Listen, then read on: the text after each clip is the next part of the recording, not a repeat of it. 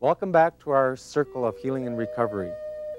The elders say it's important for us to practice silence. They say, whenever we get together as a group or as an individual, we should start by being still. I want you to take the next 2 minutes to get quiet and say a prayer to our Creator and ask Him to put words and thoughts in your mind which will help you focus.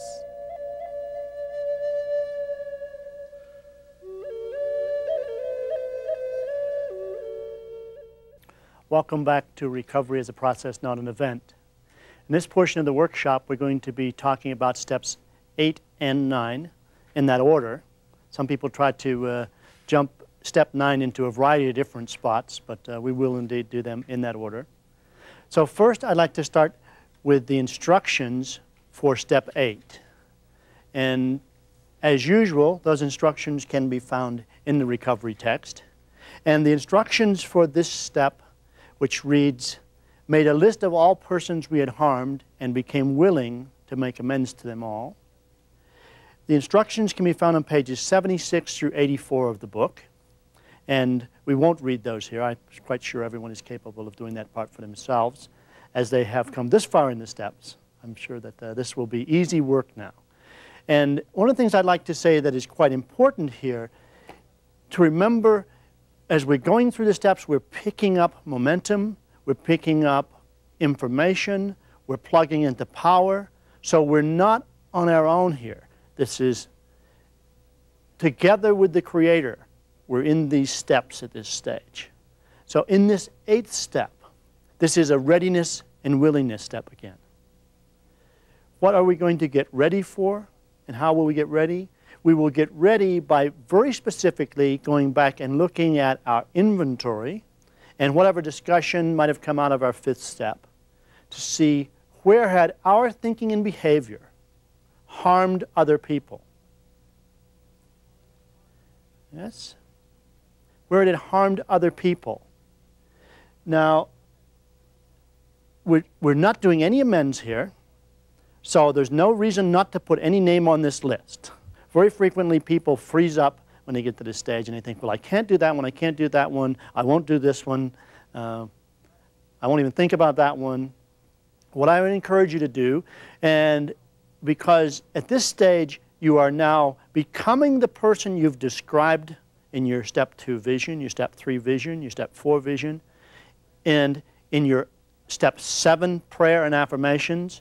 That's the person that you're taking into the 8th step with you, which may in fact be quite a different person than the person you started your 1st step with. Your thinking and behavior by this point in the steps will have already started to shift into new patterns. So when you're going into this step, you're now taking the new person into the 8th step. And that new person would happily right the wrongs of the past in order to be free from those situations and circumstances that keep pulling back old patterns of thinking and behavior, or would be barriers to spiritual growth. And that's the person that's doing the 8th step. So we'll do the same kind of work that we did in the 6th step. If you remember, we talked about readiness and willingness. It starts with making a very specific list.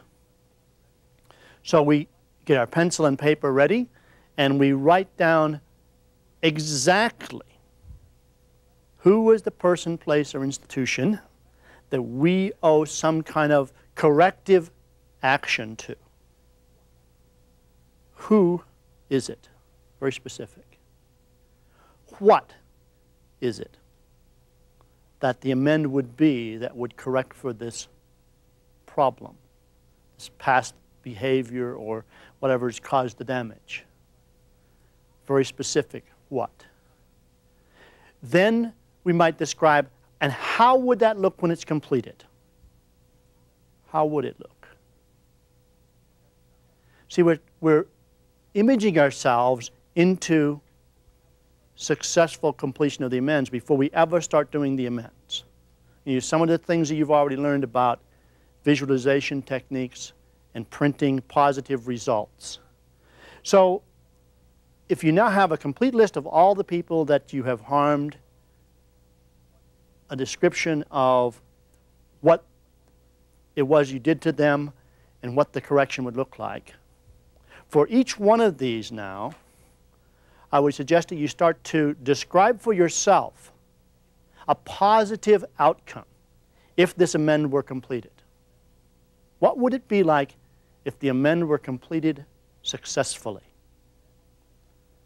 What would you have said? What would you have done? How would that have felt? What would the correction have been in the relationship between you and the other person? Right? This is deliberately simulating an outcome in a positive way. And you think, perhaps, well, I don't know if I can do that. Well, the alternative is if you don't do this, the negative simulator kicks in, and you start to develop all of these scenarios of how this amend is not going to work, how it can't be done, and how it's going to blow up in your face, or whatever that is. So why would you go down that road when you have an alternative and you know how to use it? People who do this have very powerful amends because they already have been there several times, maybe hundreds of times successfully in their minds. So we use a technique that is sometimes called flick up, flick back. And we borrow positive emotional experiences from a previous experience in our life, and we link it with something that's going to happen in the future in our simulator. So let me give you an example of how this might work when you're in your 8th step preparing for amends. Suppose that you had an amend to someone that you owed money to. And on your list, you've gotten very specific about who they are, exactly how much money that is, including the interest, whatever it is, that you would now pay these people to right this wrong. And what you're planning for next is the face-to-face discussion where you're going to tell them exactly what you did and offer the money to them as a correction for that. Now, this could go anyway. Right? You don't know, you don't know how this is going to go, how they're going to respond or whatever. But you have the choice to simulate this positively. So what I would do is go back to some piece of my life where things were just going fantastic, where that sort of life is great feeling was present. Let's take an example. For me, that might have been when I was in Little League and the first time I ever hit a home run. Man, that ball was flying. It was never going to come down. And the crowd was cheering, and I was running like lightning. And I was on top of the world. I take that positive feeling, and I lay it right in on top of my picture in my mind of when I'm face-to-face with that person and I'm telling them that I took this money from them, I'm here to pay it back, and you know, that amend goes wonderful in my mind. And if I do this several times a day, and I've got hundreds of experiences I build up of a positive outcome to an amend with a positive, powerful emotional experience attached to it, and I get thinking, you know, I can't wait to go do this silly little amend that I've been carrying around for the last 20 years feeling bad about. Because I want the joy of that experience when I tell that person the truth, I give them what's rightfully theirs, and we heal this relationship. And it'll have the same sort of emotional hit as that one time I hit that home run. Because I got the feelings connected. Yeah? And I do that with every one of my amends now. If it's a relationship where I've done somebody wrong and I've got to go tell them what I did, apologize, whether it's money, whether it's change in behavior, every amend I do a simulation on. And I can borrow these positive mental experiences, emotional experiences from anywhere in my life. Like when I graduated from the 8th grade and I was getting a special award, and no one in my family was very education oriented. You know, my parents hadn't graduated from high school. My brothers weren't all that interested. They were just looking forward to getting out of high school. And I was quite interested in achieving well, doing well in school. And I had done very well, and they were giving me an award. And the family was there, and I was getting acknowledged. And it just really felt great, like I was doing something special. And I take that picture, that emotion, and I hook it right together with where I'm going to go in front of an employer and tell them that I cheated on my expense reports, and I know they could fire me if they wanted to, but it really would be better for both of us perhaps if I just paid the money back and choose not to have that kind of behavior. Would that be acceptable to them? And I see the smile on their face and that goodwill build between us. And I feel that same feeling that I felt when I was on that platform in the 8th grade graduation. And I just do it over and over and over in my mind for each one of these amends. Now, how do you think I'm thinking about my 9th step? Let me in, coach. I want to do these things because I'm looking forward to a positive outcome in each and every amend. Now, we have some other choices. Let's just go another path for just a minute, and we won't stay there long because it's not all that pleasant.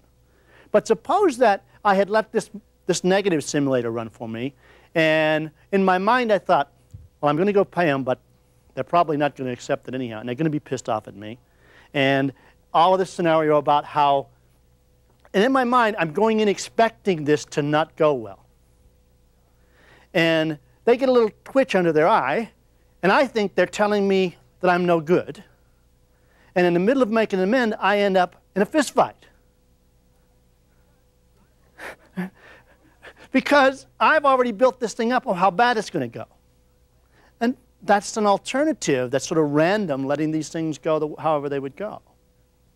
This is deliberately preparing for a positive outcome with positive emotional charge attached, so it prints very positively in our subconscious mind.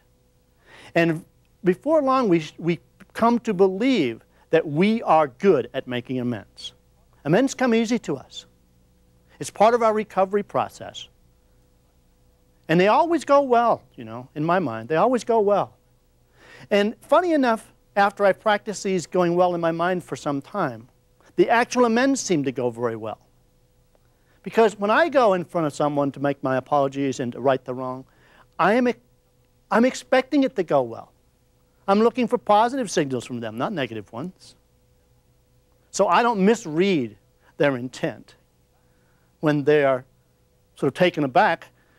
They're just trying to catch their breath. They're not used to me behaving this way.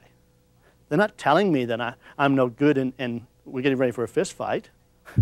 If I just hang on there waiting for the good stuff, it usually comes. They say, oh, geez, I'm glad you're here.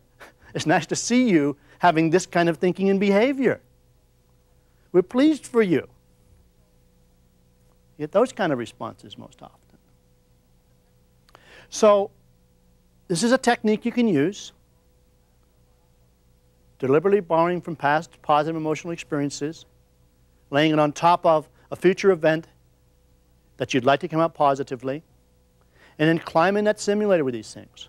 Climbing it over and over again before you ever do an amend. One of the common mistakes in the recovery process is for people to do amends too soon. Sometimes people do it like day one of their recovery. They're out with their list, and they're going to go clear. You know why they're doing it? Because they want the relief. It's not about helping other people get relief. It's about we want relief. So frequently people do step 1 and step 9, and then it blows up and they wonder why. Well, but we're not going to do that because we're taking the new person into the amends. And we're deliberately scripting them to come out positively. Do them in this order. So the 8th step, we get willing, we get ready, we get willing, we get ready.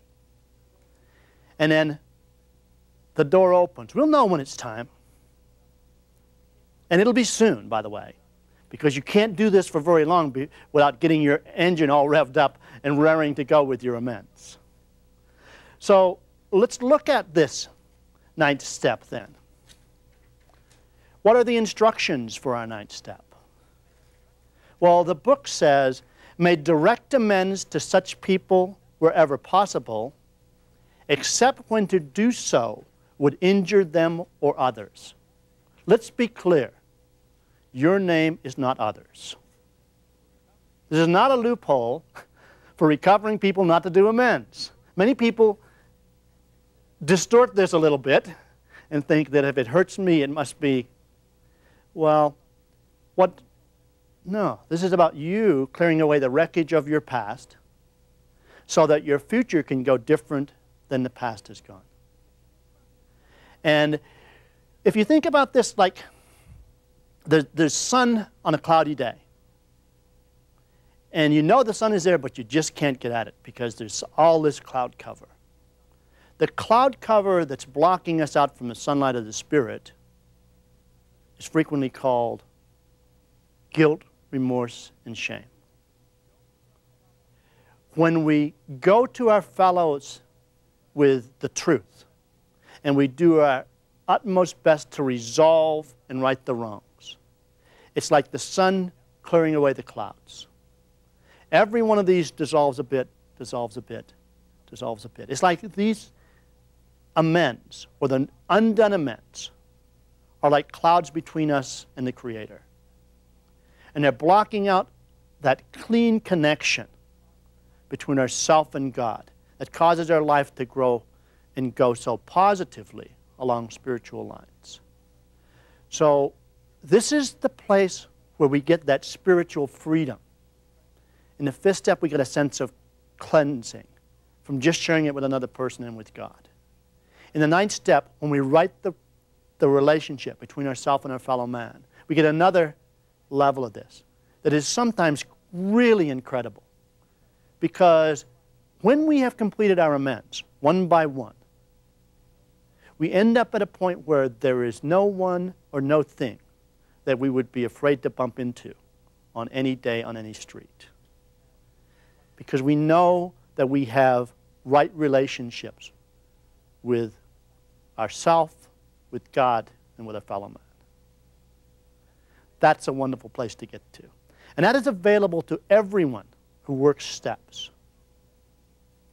Everyone can get that. And some people have very complicated amends. You know, some people have done things that can end them up in prisons. Some people have things, there are people that they don't know how to get a hold of. Some people have there are a variety of things. But what we find is of those can be done too. There are ways to do amends and trust the Creator to open the door and allow it to happen in a way that is positive, healthy, and safe for you and the people that need to have the amendment made. I have a friend who was doing amends recently, and he had one that had to do with some legal circumstances. And, you know, that could have put him in a potential situation to go in jail. But he had the courage to do it. And he called up asking for, he was actually trying to get the number of a drug agency. Right? And in the conversation, what he ended up with was the drug squad. The people who put people like him in jail. And in a funny conversation, he sort of stirred around, and he got around, well, there was something he did in his past, and he wanted to make an amend for it. And the person on the other end eventually said, you know, we have a charity fund for families of drug agents, drug addicts. Would you be willing to donate to that? See, and that's the hand of God moving. Right? He had the courage to go forward and try to resolve a situation that was quite a long ways back in his past. But it was still on his conscience, and it was causing him to not feel whole and complete. And when he went there, he got a completely different result than he expected. And it helped other people. Expect miracles to happen in the ninth step. Just expect them to happen. The people that you think you couldn't get a hold of, make sure that you don't cheat yourself and not have those amends very clear on your eighth step. Because a door will open. Someone will pop up in your life that you haven't seen for 5 or 10 or 15 years. For an hour or 2 hours. Out of the blue. And you'll know it's time. Because you're ready. You've already simulated the amend. and you'll make your amend, and you may never hear from him again. The hand of God working in the amends. I had an interesting one. Earlier on I talked about this resentment I had with my mother. And when I got to this step the first time through, I was really trying to clean up my relationship with my family of origin. I had this one, and I didn't know what to do with it. I got all the way to this, and for me, what she had done was unforgivable. It was unforgivable. But yet, what I found was, one of the things I have to do in the 9th step is forgive the unforgivable in myself and others. So I looked for a way, how could I do this? And what I found I had to do was I had to go back and update that script in my head. That was a child's script. There was an adult version of this that looked at, if I were a mother with 2 small children and a husband in a mental hospital and another child being born, what choice would I make? And if sometime later a window opened to have that child back, what would a parent's instincts be? Whether it was good for the child or not, what would the parent's instinct be? It's not always rational, this parent-child love. So I had to update that script, and I had to forgive her. Now, I was 33 years old, and to the best of my knowledge, my mother had never told me that she loved me. So about a week or so after I did this amend, I just forgave her. I updated the script. I was on the phone with her a couple of weeks later, and she said to me as we were hanging up, "I love you." Where does that come from?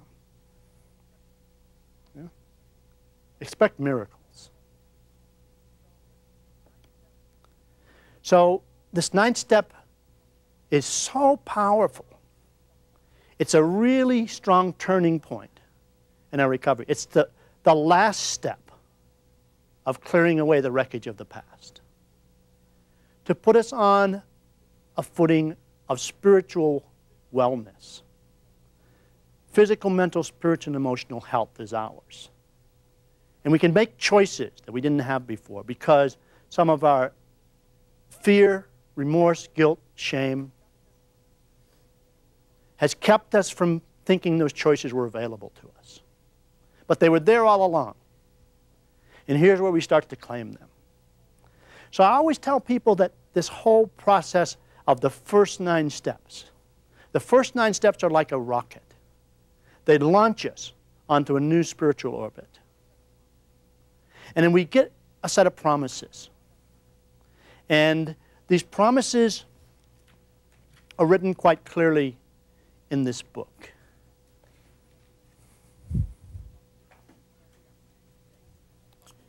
If we are painstaking about this phase of our development, we will be amazed before we're halfway through.